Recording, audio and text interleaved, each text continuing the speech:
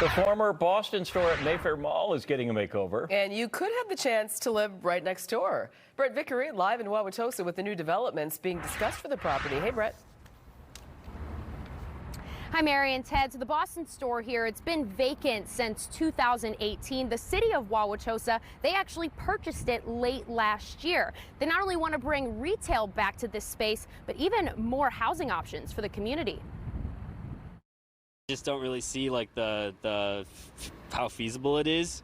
Like it just seems kind of unnecessary. Like Xander Clementi says he's a frequent shopper at Mayfair Mall. He was a bit skeptical when he heard new housing maybe popping up on the property. Why would you want to live like in one of the busiest malls in the state? The city of Wauwatosa purchased the Boston store property late 2022 for just under $4 million. They say they purchased it through city cash reserves. Their plan is to put a new retailer in the Boston store space and build over 900 housing units around it.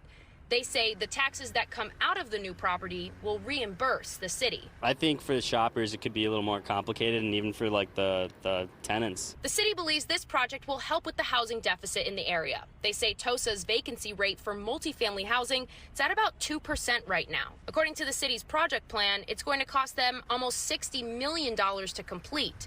For the people who live here, like Cole Richards, the increase in traffic comes to mind. I understand that people want to congregate into these areas, but I think putting housing right here next to the mall is only going to worsen the traffic. It's growing so fast, I think we need to focus on infrastructure first. The city says this will ultimately impact things like infrastructure. With the property turning into a tax incremental financing district, you aren't paying for any of it. The investors of the property are. We have outside money coming in, investing in our city, and that outside money pays for the better roads and the better sidewalks and the better water mains.